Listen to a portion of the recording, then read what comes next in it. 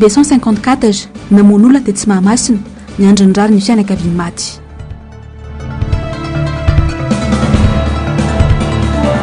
Faky mitoby tsy hanosy-patrana anao fitarainana amponina manoloana ny loza teraky ny loto.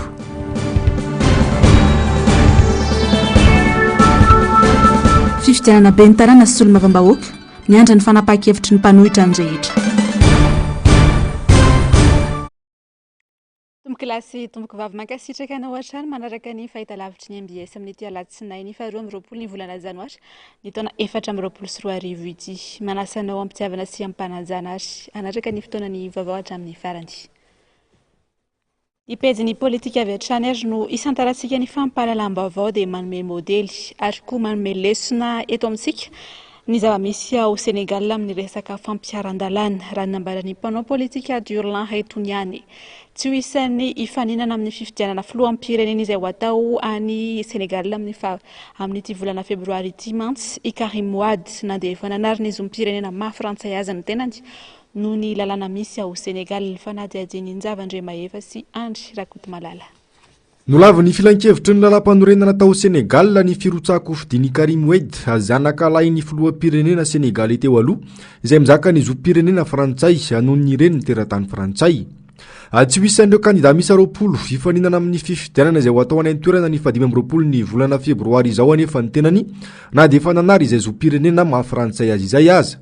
Any 17 janoary 424 mantsy avao namoaka ny gazety mpanjakana frantsay fa tsy mizaka ny zom-pirenena frantsay intsony Karim Wade raha toka ny 1 desambra 2024 no nampahafantatra tamin'ny fitsarana Senegalais ny tenany niaraka tamin'ny antota taratasy firotsahako fidiny fa efa nangataka ny fanariny ny zom-pirenena frantsay.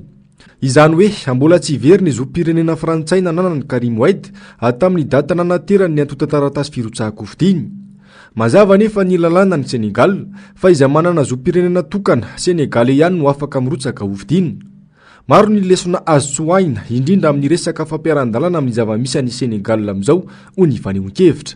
Zany ny an'olona zany rehefa ataoko hoe manana an'izay finiavana te hampandroso any firenena izay izy dia tsy maintsy amin'ny alalan'ny fanajana ny lalàna velona sy ny rafitra misy zany misy eo amin'ny tany sy ny firenena.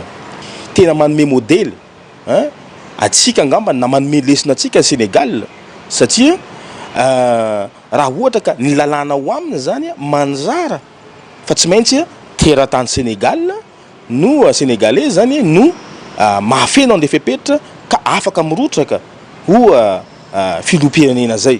Ny eto amintsika nefa zany dia nisy lalàna zay manjara an'izay ihany koa zany raha ny marimarina koa dia hoe very ny zom-pirenena zany ny olona anankiray izay feno taona raha ohatra ka mangataka ilay nationalité vahiny izy. Akory nefa ny agagana amin'izao fotoana izao fa mbola tsy very ilay nationalité n'izay filoha zay lanim-bahoaka farany teo zany ka ny tiako tenenina zany dia tokony ataoko hoe mieritreritra ny mpitondra malagasy amin'izao fotoana izao. Natao anaja lalàna ny mpitondra ary fitaratra ho an'ny vahoaka ho aminy. Raha ny lohany no matsatso dia tsy hisy firenena vanony izany eto ny fanazavana.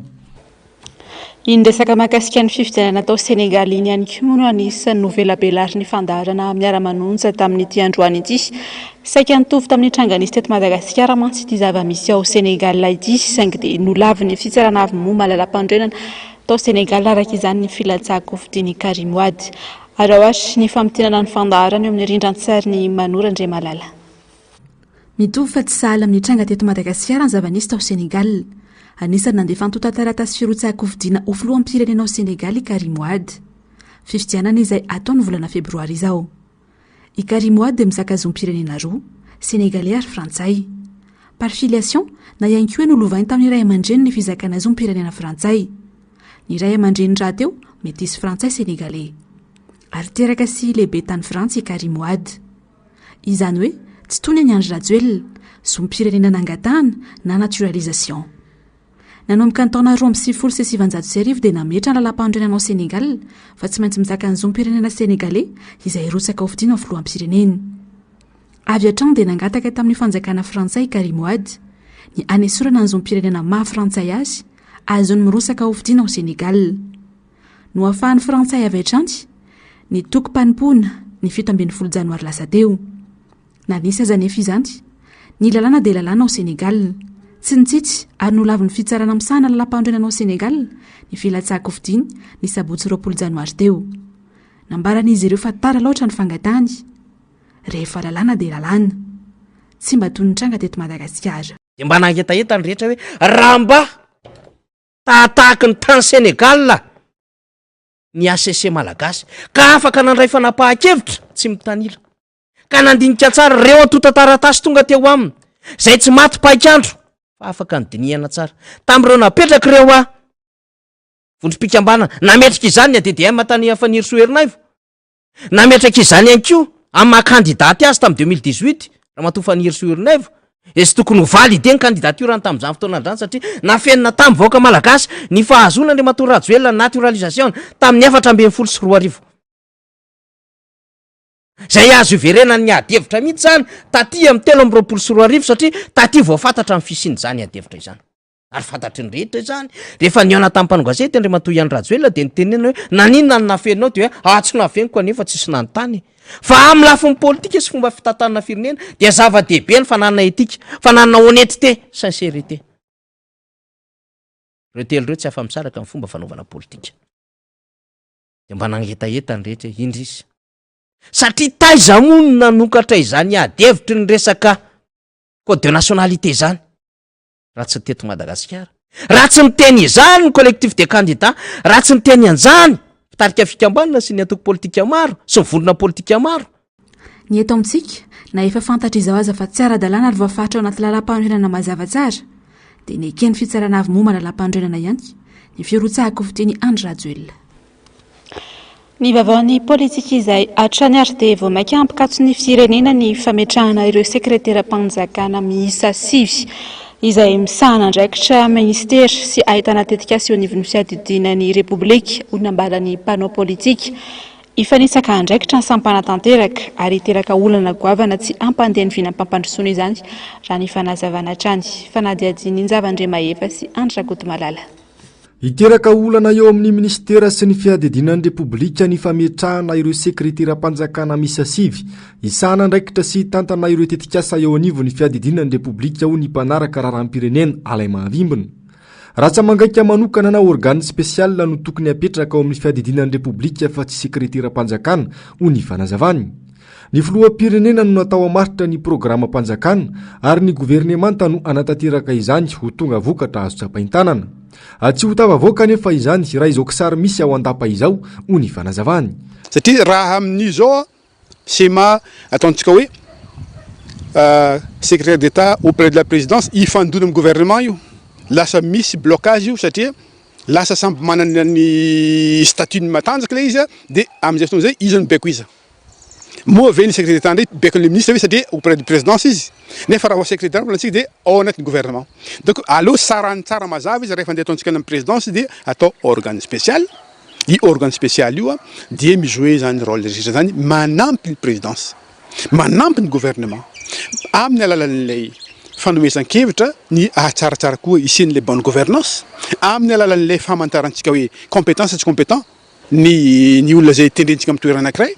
Ary ihany koa afahantsika mamaritra ihany koa ny tena aizan'ilay orientation politique. Ankilany nilaza ity mpanao politika ity fa manana anjara toerana lehibe amin'ny fampandrosoana ny Madagasikara ny avy amin'ny fanoherana ka ilaina hatrany ny fijoroany sy hanarina ny Madagasikara. Ny tokony raisin'ny mpanohitra amin'izao fotoana izao dia manao projet, manao ny vinavinan'asa zay mifanaraka amin'ny filan'ny firenena ahatonga azy ho ankatiavan'ny vahoaka.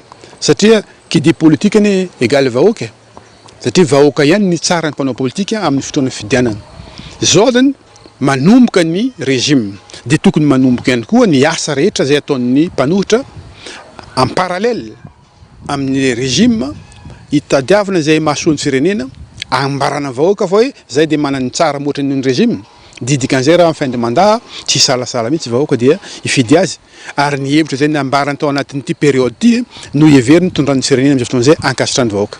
Mahantra ambony arena ny vahoaka malagasy amin'izao fotoana izao noho ny tsy faiza mitantana ho ihany ity mpanao politika ity. eo amin'izay lafimavaon'ny politika izay hatrany ary dia fanontaniana maro no misavorovoro anatin'ny sainy olom-pirenena amin'izao fotoana izao, mahakasika indrindra no mety toy ny raharaham-pirenena amin'izao vanim-potoana tokony hatrehana ny fifidianana ben'ny tanàna sy solomam-bahoaka izao. Mibanjina ny antoko-mpanohitra araka izany ny malagasy amin'izay fanapahan-kevitra ho raisin'ny mpanao politika. Asinaria Malala. Anasan'ny olom-pirenena manaraka akaiky ny toetra raha-pirenena izay ho fanapahan-kevitry ny antoko-mpanohitra, indrindra fa ireo mivondrona ao anatin'ny vondron'ny kandida na hiatrika na tsy ny fifidianana ben'ny tanàna sy ny solombavam-bahoaka izay samy tokony atao amin'ity taona ity.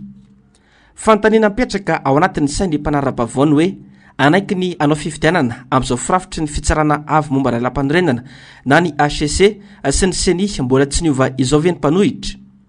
Ho an'ny parlementaire mbola amperinasa ho tapitra amin'ny volana Jolay ny fiam-pitompiasan'izy ireo. Tokony irisona ny fifidianana ben'ny tanàna sy solombavam-bahoaka na dia teo aza ny fitakian'ny vondron'ny kandida. Fifidianana akaiky vahoaka ireo fifidianana roa ireo ka ny fanaraha-maso isaky ny birao fandatsaham-bato no mila mafisina. Ny hoe tokony roso amin'ny fifidianana sy hiatrika fifidianana hoe tena tokony hiatrika fifidianana na legislativa na communal satria izay no ahafahana miroso amin'ny atao hoe fampandrosoana firenena na ihany koa ahafahana ihany koa mandroso mba tena hoe jerevana tsara ny hoe fanarahana lalàna zany lalàna vela eto amin'ny tany sy ny firenena zany. Tsy diso paikady ny mpanohitra raha toka hikatsaka ny maro anisa ao anatin'ny antenimera-pirenena sy ny ben'ny tanàna manerana amin'ny Madagasikara ho hiatrany ity solombavam-bahoaka ity. Possible daholo ny zavatra rehetrarehetra ary indrindrandrindra raha ny olona rehetrarehetra izay hiatrika an'ity fifidianana ity ny samy hiaro ny vatony. Tiako tenena raha solombavam-bahoaka raiky amin'ny 50 amin'izao tsy maintsy hiaro ny vatony daholo satria ity fifidianana manakaiky vahoaka. Moramora amin'ny vahoaka amin'ny fidy azy zany miaro amin'ny vaton'le olona tiany olany amin'ny fifidianana zany ohatr'izay koa na amin'ny ben'ny tanàna. Dika izay zavatra izay tena mila manara-maso tsara ihany koa zany na izany na tsy zany ireo olona izay milatsaka ho fidiana sy ekipa miaraka aminazy io zany. Ho an'ny RMD Manalamanga kosa dia everina fa ho fanapahan-kevitra tsy diso no ho raisiny mpitarika raha ny fanazavana na iroso na tsy amin'ny fifidianana ny mpanohitra. Fa ny fanoherana amin'ny ankapobeny manana ny lamina petrany dia zany ino fa ireo le mpitarika antsika ireo tsy adalo ireo tsy adalo ireo manana ny diso raisiny eo tokony hijery sy hamakafaka ny situation ty aloha sika ahafahana maka ny fanapahan-kevitra aty aoriana. Hatreto mbola saro-piterana ny tety androm-pifidianana ho an'ny CENI. Tsy fantatra mazava izay antony hatsamy ho any ity rafitra ity izany. Mbola samy mienahena sy mifampiandriandry ny rehetra. Ny vaovao mahakasika izay raharaham-pirenena izay hatrany ary dia ny fiarahamientana sy ny fahavonona ny fijoroan'ny malagasy mihitsy no andrasana amin'ny fanavotam-pirenena sy ny fanesorana ny Madagasikara ao anatin'izao krizy izao horanambaran'ny olom-pirenena tamin'ity androany ity. Tsy misy mifampandrosoana vanina eto Madagasikara raha mbola izao endrim-pitondrana izao no hitohy. Andy Miaratina, Mathieu Prince. Manondry ny filoham-pirenena sy ny governemanta miaraka aminy ho tompon'antoka amin'izao fasahirana na iain'ny malagasy sy ny fiamorany firenena izao ny olom-pirenena. Tsy misy masoandro miratra ny an'ny malagasy fa ny teo ihany ny teo. Fantrana, kolikoly, tsy fandripalemana, erim-pamoretana sy ny maro hafa. Ireo sisa no endrik'ilay fiarahamonina malagasy. Vokatry ny tsy fahaiza mitantana avokoa izany ho ny olom-pirenena. Latsaka katerena mihitsy ilay vahoaka amin'izao. Ara sosialy mihitsy zany no tena mijaly be amin'izao eo amin'le retaka sakafo an'izao ny tena olana amin'izao dia lasa manao foana daholo ny ankamaroany. Surtout moa anay tanora zany dia lasa ronany amin'ny tena zavatra tsy ara-dalàna. Hatreto aloha tena hita hoe tsy mandeha le izy. Tena tsy zavatra mandeha mihitsy eto fa iarahantsika malala angamba zao krizy mahazao ny asa tsisy mpitondra zany mety tsy mandray andraikitra ny tsara tsy manao asana amin'ny tokony ho izy. Eo koa moa zany iarahantsika malala le kolokolo zao tena enjana be miparitaka etsy roa amin'ny birao mpanjakana rehetrarehetra iarahantsika mahita ngamba zay. Raha olona mahay mitantana zany mitantana feo mpanohitra no enony dia iny dia davana vahaolana dia tonga dia mandeha azy fiainana rehefa eo fa tsy fahaiza mitantana mihitsy. Mitaky fiaramenta malagasy rehetra tonga saina ny zava-misy ary ianatra ho an'ny any orina. Tsy vitany mipetrapetraka na mitaza-potsiny fa mila mandray andraikitra feno amin'ny raharam-pirenena. Samy manana ny endrika tongavana amin'izany tany-tandalan'izany olom-pirenena. Miainga avy amin'ny firaisan-kinany rehetra ihany anefa izany. Manifestation mantsy zany no hitako hoe andro ny tena tokony atao. Nefa rehefa une fois le vahoaka manao manifestation dia tratran'le pression mafy be. Matahotra le vahoaka dia eo mihitsy zany le hoe tery le vahoaka.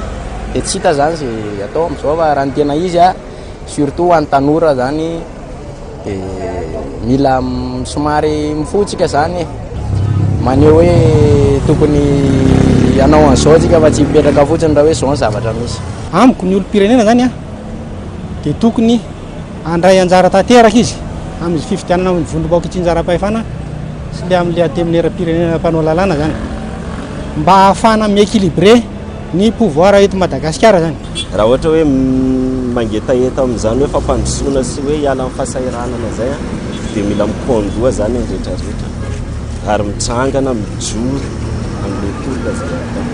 Ny biby zany mandeha tsy mandeha raha tsisy lohany zany ka reo leader zany tokony hijory izy ireo anentana ary tsy ho kivy amin'le fanentanana zany isan'andro. Mahatsapa ny ankamaroan'ny olom-pirenena fa tsy ara-dalàna ary tsy hitondra fampandrosoana maritra velively ny fitondrana mijoro ankehitriny. Borofo mivaingana ireo tsy fanaran-dalàna maro niseho tamin'ny fifidianana farany teo. Hijoro ny olom-pirenena anohitra ny tsirariny, ametraka ny tena fiandrianam-pirenena sy ny tanotandalàna. Mampitsiry ny fanantenana ao amin'ny rehetra ny firaisan-kina mbola seho ny vondron'ireo kandida amin'izao fotoana izao ka andrasana izay ho toromarika ho fanohizana ny tolony. Vaovao mampalahelo kosa indray ary dia nodimandry teo amin'ny 12 taona ny sabotsy voalahady teo ny mpanao politika Rakotomalala Henri fantatra amin'ny maro ihany koa amin'ny anarana hoe Riribe Toamasina. Mpanohitra mafana fo izao fitondrana izao ny tenany ary tazana nanafana ny esiky ny vondrony kandida hatrany. Tampoka olona ambarany vadiny izao fahafatesany izao ary misy mampiaya. Aslandria Malala. Tsy mba parary lava olona mavitrika hatramin'izay i Rakotomalala Henri fantatry ny maro amin'ny anarana hoe Riribe. Taoriana amin'izay fanasan'olona tsy fantatry ny fianakaviana no nanomboka tsy salama tampoka i Riribe. Nafaty anazy zany dia tsy haiko aloha fa invité izy dia rehefa invité izy quelque part tsy fantako nataiza io nataiza dia mamo izy avy any dia efa amin'ny 10 alina izy vao tonga dia ozy izy hoe zaho izy nafantatra secret be dia be androany dia fa avoakako atsoatsy dia za hoe ho maty ianao zany inona no hidiranao amin'ny zavatra ohatran'izany nafantatra zavatra maro aho izy fa nisy zavatra fantako androany izy ohatran'izao dia raha izany ianao aza miteniteny foana fa matory dia ny ampitsininy izy zany efa reraka ny ampitso zany izy efa reraka dia ny afaka ampitso izy ny aritory dia izy efa marary iny zany izy milaza hoe ohatrany tsy en forme angambany resaka zava-pisotro nohaniko tamin'ny alina angambany ozy izy dia tsy haiko dia ny ampitson'iny izy nandeha indray izy rehefa avy teo ny aritory tany dia miverina avy any izy tonga tato an-trano izy efa milaza fa tsy en forme tonga dia nandro izy dia avy nandro izy zany dia tonga dia nandady ary izy tsy parary zany olona en forme be tsy mba mararirary zany hoe azonao mararirary zaza ny tena marary atao trano mehezany rehefa ana hoe nareo kely aina ohatran'izay dia nentina tany amin'ny dokotera izy rehefa nentina tany amin'ny dokotera izy dia nentina tany amin'ny espace médical ozy izy hoe inona ny tondrana aty dia tsy haiko fa dia izay zany ny anina dia hoe avoay dia izay ngamba tsy afaka hiresaka zavatra betsaka anina intsony dia hopitaly telo nitondrana azy dia efa tsy afatra ny aina. Tsy mitombona araka izany filazana hafa nisan'ny sambotra sy namoa tany Toamasina i Riribe ka izay no antony nafaty azy.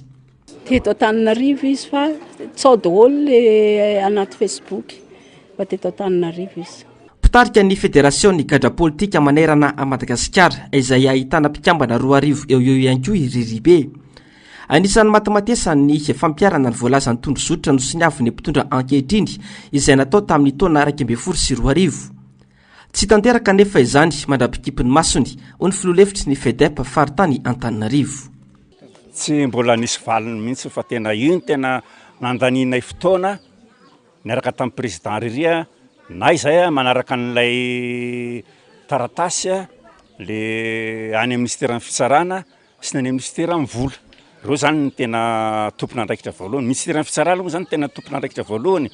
Avy any amin'ny CFM le izy dia fa ny CFM efa rahantsika malaza fa fanjanona nefa najanona zany era talohan'ny faranan'ny ny asan'ny CFM tamin'izany dia fa nalefan'ny président CFM any amin'ny fitsarana lay taratasy zay tokony anatanterahana ny ministère fitsarana dia mandeha iny makany ministère ny finance dia miaraka an'izay ministère ny finance sy ny ministère ny fitsarana mandeha fanina any amin'ny conseil de gouvernement aloha dia hatreto zany le izy io moa mbola eo ny premier ministre amin'izao fotoana izao i premier ministre efa mimpiry ny solotena nandray anay tamin'izany fa dia ao le izy moa dia tsy fantatra hoe ahoana sy ahoana fa dia tokony pasy any amin'ny conseil des ministres amin'izay le izy taoriny ny fotoam-pivavahana tetsy Ambatovonaky tolakandro dia nanainga ny azo any Tomasina no fimangatsika ny riribe ary andrasana ao amin'ny gymnase Soavita Tomasina ary asitrika ny alarobia avy zao ao Tomasina ihany. Mpanao politika maro ny tazana nanao faraveloma azy androany sy omaly izay eto amin'ny MBS dia mampahery hatrany ny ankohonany. Eo amin'ny pejy finoana kosa indray ary dia tontosa omaly teny amin'ny toeram-panomanana Ompitandrina teny amin'ny kolejy teolojika Ivato ny fotoam-pivavahana ho fitrotrona ambavaka ny taom-piasana 2024 ho an'ny fiangonan'i Jesoa Kristy eto Madagasikara fa ihany koa ny fitondrana ambavaka ny filomitarika ny FJKM efatra moa no nivoatra tamin'izany. Nampatsiahivy ny filohan'ny FJKM toy ny tsy fanaiky ny fiangonana ny fiarahan'ny olona mitovy fananana. Mpino kristianina avy amin'ireo synodam paritany 7 mandrafitra ny sany FJKM no niatrika ity fotoam-bavaka lehibe ity. Teny an-toerana nanome voninahitra izany ihany koa ny filoha teo aloha Marika Ravalomanana ando miaratiana sy mbola avatsara. Matanja, miava, miasa, mivava ireo no afatra nentin'ny filohany FJKM ho tanterain'ny mpino kristiana ao mpamakivakiana ity taona 2024 ity. Nivoatra izany nandritra ny fanompom-pivavahana no tanteraina tetỳ amin'ny toeram-panomanana mpitandrina Ivato omaly alahady. Nandritra izany fotoana izany ihany koa no nampatsiahivy ny filohany FJKM ny fitsipiky ny fiangonana FJKM tsy manaiky ho fanambadiana ny fiarahan'olona mitovy fananahana. Ary isika koa na kristiana sy fiangonana aza dia niaina ireny zavatra sarotra samihafa ireny akoatra ny olam-piainana samihafa ny fantrana mahafadiran'ovana efa manjary sakafo hohanina isan'andro indrisy eto amin'ity firenena manan-karena ity.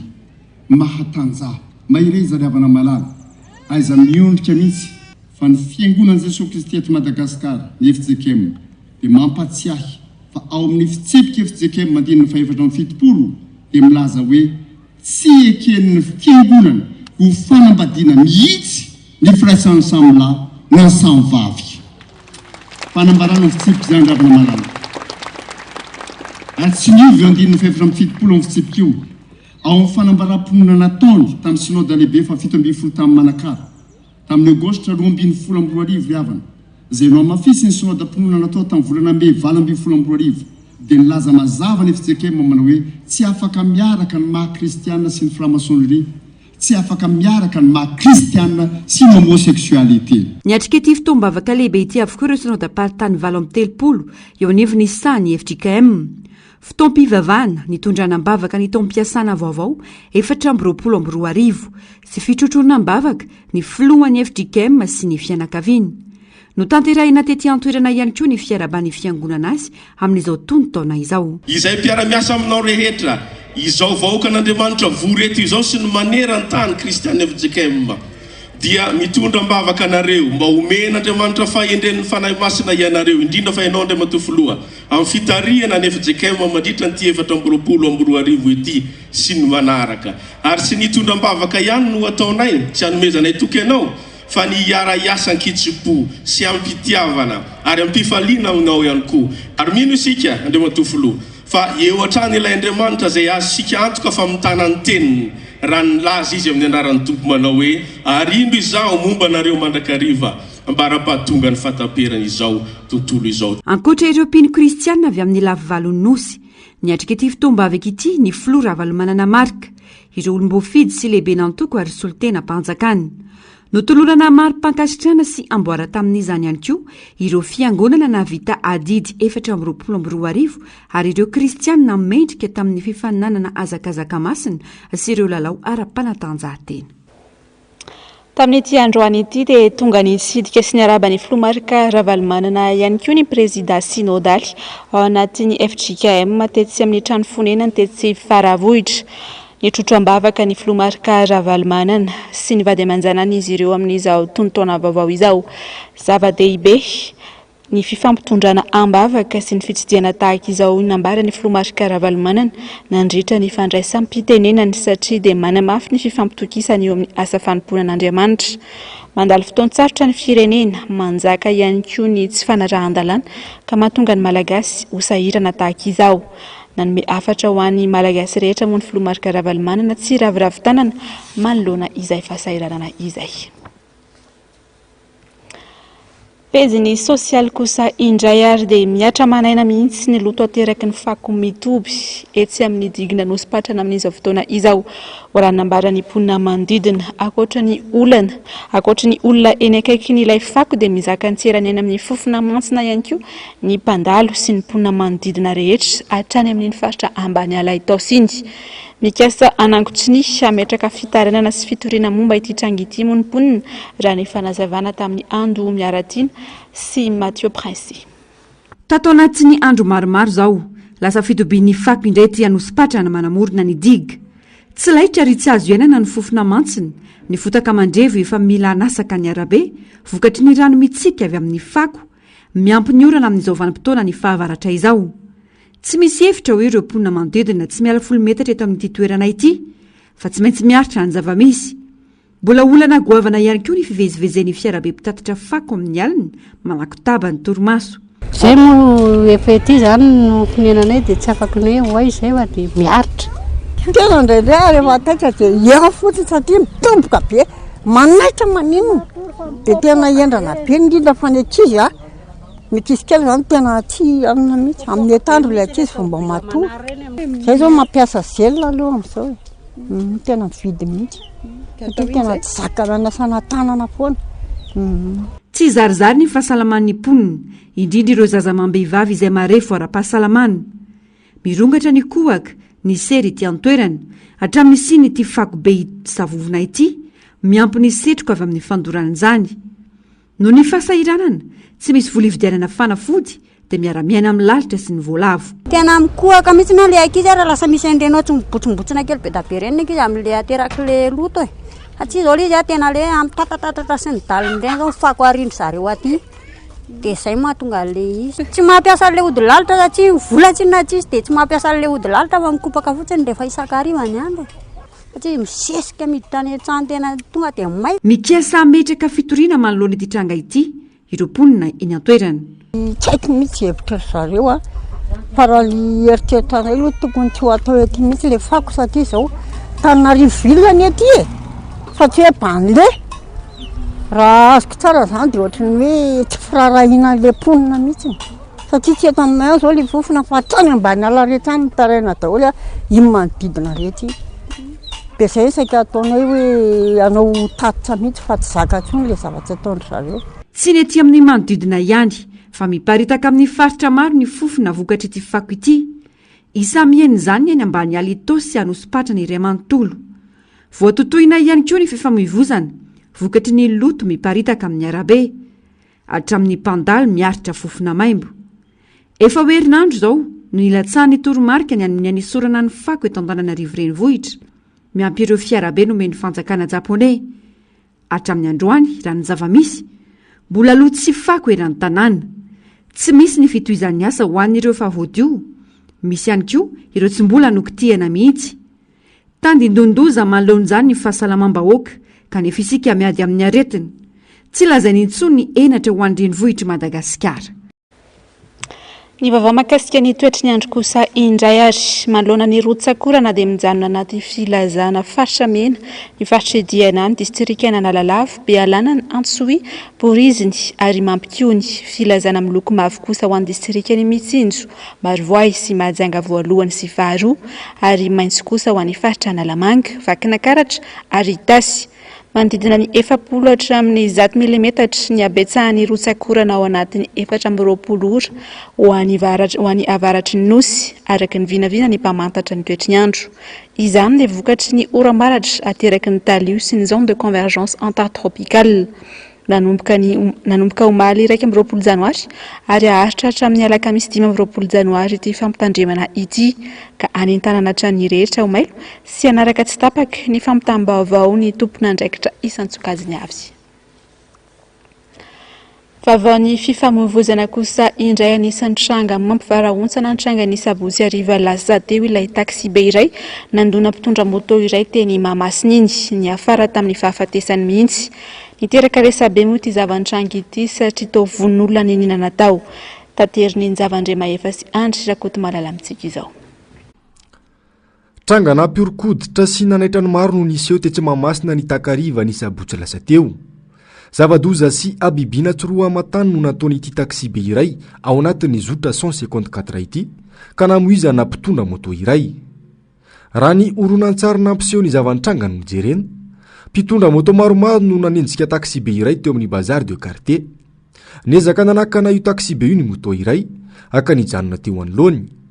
Tsy nijanona nefa ile taxi be fa avy de nifoka ile moto avy ato aoriana.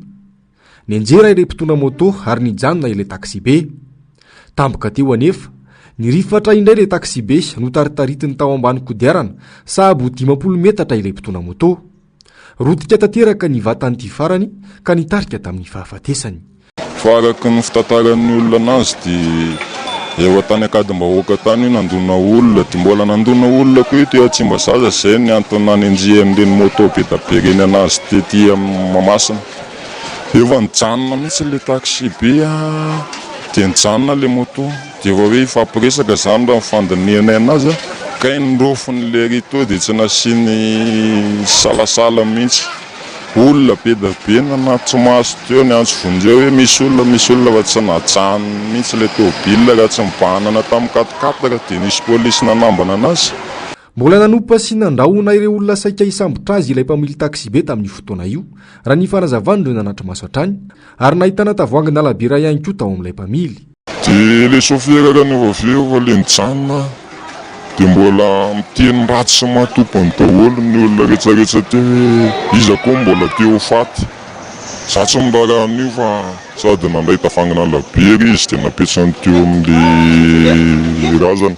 Petsaka ihany ny zavasava hita amin'ny maso sy mitantara aloha fa alika ary voatonany tôbila mijanona ny tôbila fa tamin'ity ndray mpandeha ity tena tsy haiko mihitsy fa foninona ny fon'le ingam-pamily fa tena tonga dia tsisy foa maha-olombelona tsony mihitsy.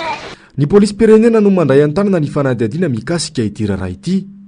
Inona fa hanao ny asany araka ny tokony izy ny tompon'andraikitra rehetra fa indrindra ny fitsarana ho ny fianakaviana sy ireo fikambanana ao anatin'ny tontolo ny kodiaran-droa. Ny fikambanana dia mijoro manaraka akaiky ny zavatra tahaka ireny ary mahatoky ihany koa izay fa tsy hanao ambany zavatra ireny ny polisy pirenena sy ny fitsarana moa indrindra satria efa pirofo mazava be no hitantsika teny amin'ny tambazotra ireny ka hafa raha hiteny hoe accident tsotra fa ny olona nahita izay rehetrarehetra mino fa ny polisy koa moa izay ao anatin'ny enquête mety mbola tsy mamaly izy fa ao anatin'ny enquête mahita an'ireny fa meurtre ilay zavatra niseho. Efa nazahoana fitarainana tao anatin'ny tambazotra serasera ataona vitsy lasa izay ity mpamily ity fony izy mbola tao anatin'ny zotra 183 no ny fisetrasetrany sy ny fandehanany mafy. Izao namon'olona izao indray rehefa lasa tao anatin'ny zotra 154. Namela manano tena iray sika mboty iray avao efa bolana monja moa imika. Izahay eto amin'ny fahitalavitra MBS dia mirary firinana feno ho an'ny fianakaviana. Amaranantsika ny fampahalalam-baovao kosa ary ny maresaka iray sampirenena dia miverina Europa sy Etats-Unis ny atsika amin'ny Mamanala tamin'ity volana janoary ity. Maro ny takaitra teraka izany indrindra ny eo amin'ny mahaolona. Ity mandritry ity herinandro ity izany antsika izany rano nambara ny tompon'andraikitra. Fanaty adiny eo amin'ny sariny Euronews. Reny rano mivaingana arabe tototry ny ranomandry no iainan'ny mponina any États-Unis. Raika amin'ny 9 ireo namony ainy noho ny lozam-peo famoivozana sy ny tsy fahazakana ny atsika. Saika tany Midwest no ahitana ireo trangam-pahafatesana ireo tamin'ny volana janoary ity. Mihibatra amin'ny 5.3 degré Celsius ny maripana. Ny fiainana andavanandro anefa tsy maintsy mandeha. Fantsona mamatsa rano olona 7 no potika noho ny ranomandry omaly tany Memphis. Mbola anaty fanamboarana tanteraka ireo tompon'andraikitra ahafahana mamerina amin'ny lohan'ny famatsin-drano ho an'ireo tokantrano anitsin'ireo. Mbola haritra ity atsika ity raha ny vinavinan'ny sampana mpamantatra ny teotry ny andro any atoerana. Ho voakasika mafy amin'izany i Texas sy Florida. Tsy any ihany fa hatrany Eropa dia mizaka izay atsika mivaivay izay ihany koa. Ohatra amin'izany any Espagne hatrany Romania, mihiba 12 degré Celsius ny maripana. Anetsiny ihany koa tsy manana herinaratra ny Grande-Bretagne sy Irlande, vokatry ny tafiditra 700 kilometatra alina. Dia izay ankoa ary no manakatona ny pejin'ny fampahalalam-baovao tamin'ny dialy ity. Mankasitraka anao ary nanaraka izany hatramin'ny farany hoarantsika rehefa avy eo ny fandaharana ahoana marina sy ny fandaharana Global News aorian'izay kosa no narahantsika ny fandaharana dinky. Ny horonan-tsary hoarantsika amin'ny dialy ity dia mitondra ny lohateny hoe reminiscence. Ny tena kosa dia ametraka ny veloma mandra-pitafa ho amin'ny rahampitsindraitomboka.